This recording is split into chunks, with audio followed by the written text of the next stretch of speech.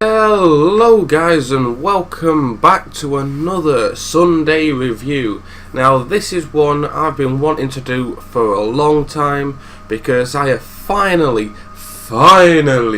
finished a Final Fantasy game. I have finished Final Fantasy 15. Now when I say finished a Final Fantasy game, I have finished spin-offs like Crisis Core, Dirge Cerberus, but I've never ever managed to finish an actual Final Fantasy game. 13 I came close. 7 again is another one that admittedly I never actually finished. 7 but 15 I have finally finished 15, so I can do hopefully a full review on the game. So let's just give, because there was a lot going on in this game, so let me do my best to give a quick synopsis on the plot of the story without dragging this on for too long. So it starts off in Lucis, Prince Noctis and his friends Gladios, Ignis and Prompto on route to the capital city of Alticia, where he is to marry Luna Freya. On the way that they find out that the Empire has attacked Insomnia, which is where they're from. The crystal, which is, I can't entirely remember what the crystal is, but it's something to do with the family, something that gives them power, I believe. And also that his father, the king, has been assassinated, which in turn makes Prince Noctis king. They meet up with Core, who basically tells him that he needs to collect all of the ancient king's weapons so he can retrieve the crystal and reclaim his throne, because with everyone at the kingdom being dead, they also believe he's dead, so he needs to be able to take down the people that did it for him to be able to reclaim his throne.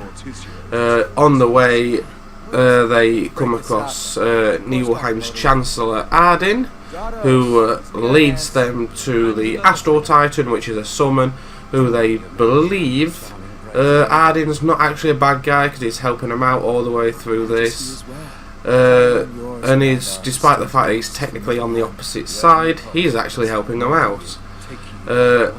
In the process of doing this, he also finds out that his wife-to-be survived and has made it all the way to Alticia. Now when he gets to Alticia himself, he finds that Luna Freya has taken up sanctuary there. He then strikes a deal so he can see Luna Freya and the wedding go on as planned. Throughout that, she summons the Leviathan so Noctis can obtain its power. Now, whilst this is going on, she has used up just about all of her strength, all of her power, and in doing that, it made her very vulnerable for Ardyn to turn up and kill Luna Freya, which was one of the biggest blows in the game I could have possibly seen. I mean, it happens in just about every Final Fantasy, let's be honest. The biggest one that everybody knows of is Aerith from Final Fantasy 7. They seem to do this quite often. I mean, they did it again with 10. Slightly different twist on that one, but yeah, they seem to be very good at killing off the characters that you are emotionally attached to the most. And it was a massive twist on the story. Now, moving on from that, they leave Alticia and they set off again to collect more. I wouldn't say you collect the summons, but to gain the power of these summons, which later on you do need, without fail, you do need to take down one of the final bosses.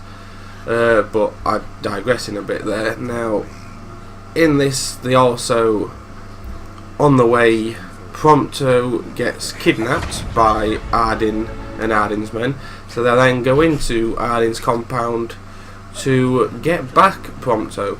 Now, in the process of getting them back, they also come across Lunafreya's brother, Ravus, who has been murdered and then becomes one of Ardyn's demons, which they then have to battle him as well, which, by the way, is one of the harder battles in the game, because at this point you don't have any summons that you can use, I don't believe. If you do, I never got that opportunity. And with him being as hard to beat as he is, I started off with 99 potions, 99 high potions, just about as many Phoenix Downs as I could have, and with all of that going on, I still managed to use just about every last one of them by the end of the fight, which left me very, very short for the rest of the game, which made it very, very difficult to get through, because leaving this stage, you then get the crystal, gain the crystal's power, and in getting the crystal's power, you are then frozen in this crystal for 10 years. Now, I'm just going to point out, if you've been frozen for 10 years, one, how do you not die of hunger? And two, how does he only manage to grow a tiny little bit of stubble? Now, it's quite impressive to say he's been frozen for 10 years. But I'm digressing again a little bit there.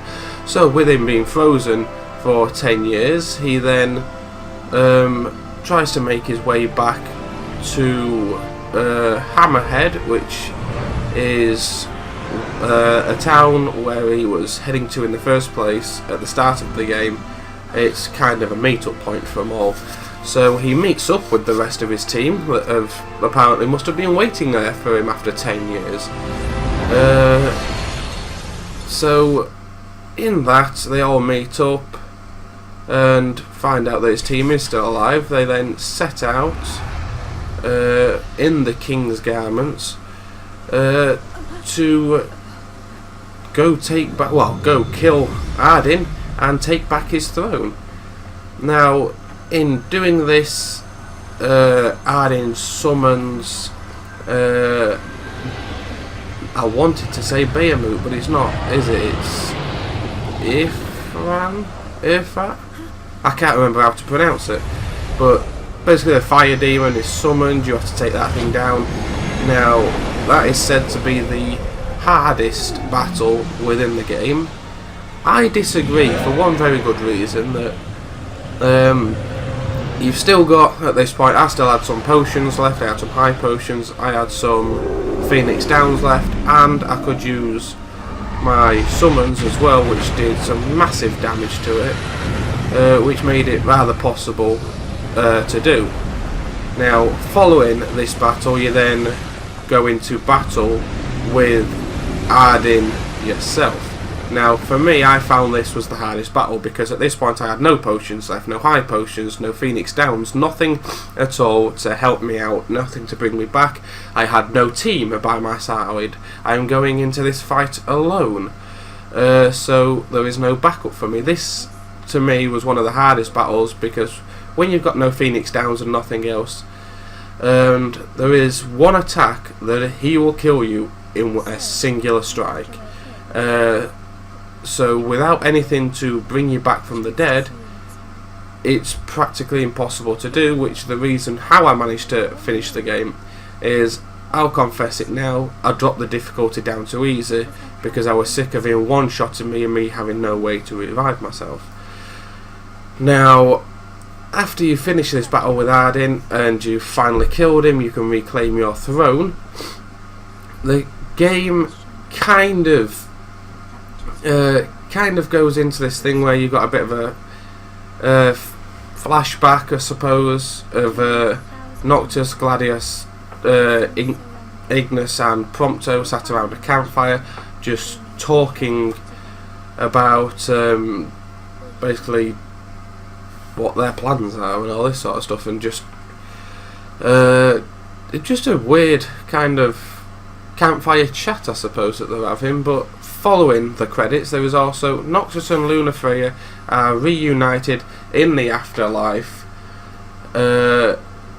and I think as an ending, I suppose it's slightly open to your own interpretation, because it also said at one point, by claiming the power of the crystal, by claiming Bahamut's power, it will also lead to your demise. So the question is, did he become king and rule, or is the actual ending that the crystal then killed him whilst he was sat there in the chair? I mean, it's very hard. You would have to see from the trailers and just by watching the ending and all this, what entirely is going on, because it looks like at the end he dies as soon as he beats Arden, and it kind of looks like he kills himself as well.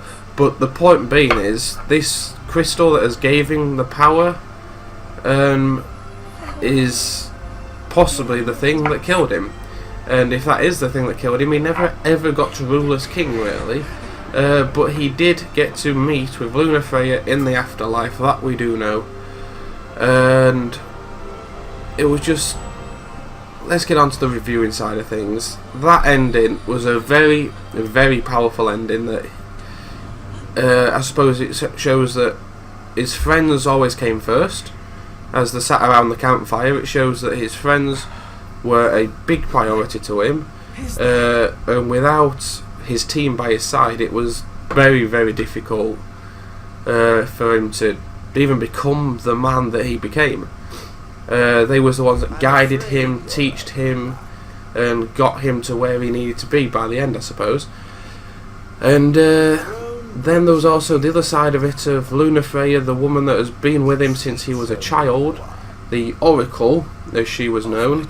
He then also got to be with her in the afterlife. I mean, everything came to pass in it. And then there was the part where she died was so unbelievably powerful, due to the fact that at this point when the summon's going on, I don't know how everyone else felt about it. I'm assuming some people did believe that she was going to die.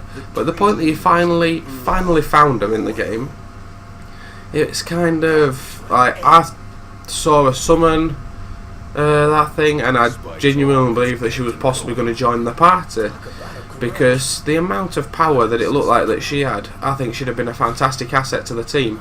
But by killing her, it just shows that she was just another side character, and the main characters in it was Noctis and his friends. So unlike most games, the romance in the game was just another side factor to it. It wasn't the main story. It was the friendship was, I believe, the main story to it, and that was a side story. In the same way, becoming king was kind of like a side story. I mean, there was so many different things going on that the way that it all came together for me was absolutely fantastic.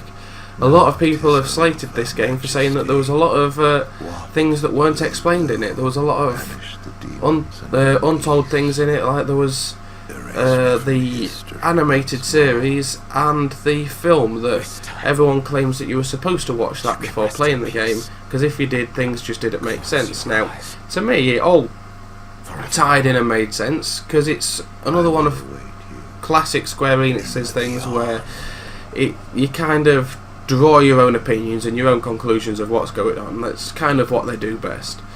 And to me, it summed up an awful lot of things, which is why, as a game, I would possibly rate this... I'd give it a good 8.5 out of 10. They could have done some things in the game a little differently, but as they promote the game as the Final Fantasy for first time players and for the fans, I suppose they had to do it the way that they did it, because if they did it like they did with 13, you could only play that game if you was a hardcore Final Fantasy fan, I believe. If you was just to pick the game up as a first time thing, you would seriously struggle with it. So yeah, for me, I think this is a game that covered all the bases. I mean, in the same way that they've changed the combat style, I kind of like the combat style. The